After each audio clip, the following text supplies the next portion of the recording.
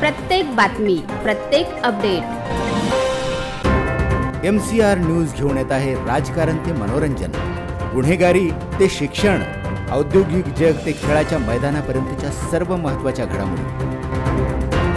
सर्वात आधी सर्वात अचूक माहितीसाठी पाहत रहा MCR न्यूज। जिथे नाही कोणी तिथे फक्त आम्ही। संपूर्ण प्रकरण उघडकीस आणलं आणि काय गैरव्यवहाराबाबत काय प्रतिक्रिया? असं आहे की या प्रकरणाच्या संदर्भात सगळी माहिती मी मागवलेली आहे। महसूल विभाग असेल, IGR असेल, लँड रेकॉर्ड्स असतील, या संदर्भातली सगळी माहिती मी मागवलेली आहे। या संदर्भातले योग्य ते चौकशीचे आदेश देखील मी दिलेले आहेत आणि ही सगळी माहिती आणि जी काही प्राथमिक चौकशी आहे त्याच्या आधारावर या संदर्भात जी काही तुम्हाला सांगायचं ते मी सांगणार आहे। त्यामुळे अद्याप माझ्याकडे पूर्ण माहिती आलेली नाही। प्रायमा फेसी जे मुद्दे समोर येत आहेत ते मुद्दे गंभीर आहेत, त्याच्यामुळे त्याची योग्य प्रकारची माहिती घेऊनच बोललं पाहिजे। त्या दृष्टीनं मी ही माहिती आज सगळी माझ्याकडे येणार आहे। ती माहिती आल्यानंतर तुम्हाला या संदर्भात शासनाची पुढची दिशा काय, याच्यात कारवाई काय आहे, या सगळ्या गोष्टी सांगण्यात येतील। हायड्रोजन बॉम्ब संदर्भामध्ये असं आहे, पहिली गोष्ट अशी आहे की या संदर्भात उपमुख्यमंत्रीही अशा कुठल्या प्रकाराला पाठीशी घालतील असं माझं मत नाही। कारण या संदर्भात आमच्या सरकारचं एकमत आहे, कुठेही अनियमितता झाली असेल तर त्याच्यावर कारवाई झालीच पाहिजे, या मताचे आम्ही आहोत। त्यामुळे निश्चितपणे ही अनियमितता आहे की नाही हे पडताळून पाहिलं जाईल। अनियमितता असेल तर त्याच्यावर अतिशय कडक कारवाई ही केलीच जाईल।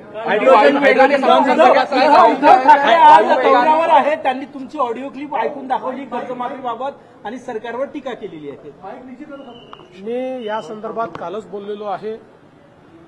उद्धव ठाकरे हे बाहेर पडले याचा मला आनंद आहे, कारण ते मुख्यमंत्री असताना जेव्हा शेतकऱ्यांवर संकट आलं होतं त्यावेळेस ते कार्पेटवरनं खाली उतरले नव्हते। त्यामुळे आता किमान सततच्या पराभवानंतर त्यांना एवढं तरी लक्षात आलेलं आहे की लोकांमध्ये जावं लागतं। पण आपणच बघितलं आहे की अनेक ठिकाणी शेतकऱ्यांनी पाठ फिरवलेली आहे, कारण त्यांना माहिती आहे की निवडणुका डोळ्यासमोर ठेवून या ठिकाणी हे आलेले आहेत। सरकारचं पॅकेज हे लोकांच्या खात्यामध्ये पोचत आहे, त्यामुळे त्या ठिकाणी त्यांना कुठलाही प्रतिसाद हा फारसा जनतेकडनं मिळत नाही। लोक पकडून आणण्याचं काम चाललंय। हा, हे खरं आहे की काही ठिकाणी अजून पॅकेज पोचलेलं नाही, त्यामुळे तिथल्या शेतकऱ्यांमध्ये काही संभ्रम आहे पोचणार आहे की नाही। पण जसं आम्ही सांगितलं, रोज जवळपास 600 कोटी रुपये हे RBIच्या नियमानुसार त्या ठिकाणी आम्हाला द्यावे लागतात आणि त्याचं रिकन्सिलिएशन करावं लागतं, म्हणूनच पॅकेजला वेळ लागतोय। पण आता जवळपास हे संपूर्ण पॅकेज येत्या काळामध्ये शेतकऱ्यांच्या खात्यामध्ये जाईल।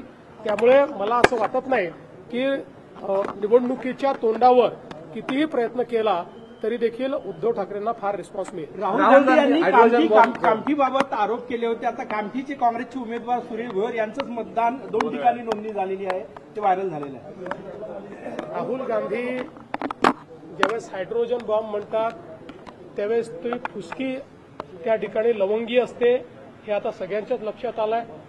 काल तर ते स्वतःच असे सापडलेले आहेत की त्यांनीच मॉर्फ केलेला फोटो दाखवलाय असं काही चॅनल्सनी क्लिअर कट दाखवलेला आहे। त्या चॅनल्सनी जाऊन त्या वोटरची पडताळणी केली, वोटर तिथेच सापडले, फक्त राहुल गांधींनी त्यांचा चेहरा दुसरा दाखवलेला आहे, हे देखील त्या ठिकाणी लक्षात आलेलं आहे।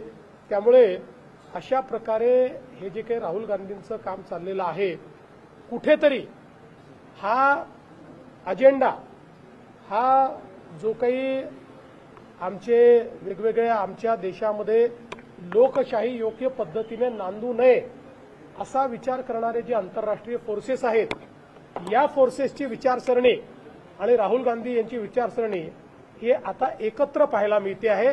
त्याच्यामध्ये कुठलाही भेद नाही आहे।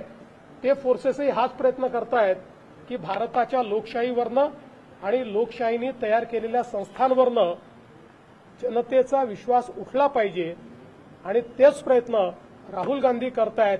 यातनं शंकेला मोठा वाव तयार झाला. बिहारमध्ये निवडणुका आहे, हरियाणामध्ये आरोप. रवी भवनमध्ये जे काही बंगल्यांची दुरुस्ती होत्या मंत्र्यांची त्यावर कोट्यावधी रुपयांचा खर्च केला जातो. 1-1 कोटी रुपये एका बंगल्यांच्या मला आता याची कल्पना नाही, हे माझं काम नाही. पण तुम्ही माहिती दिली आहे तर ती माहिती घेईन, पीडब्ल्यूडी मिनिस्टर आणि पीडब्ल्यूडी विभागाला विचारेन.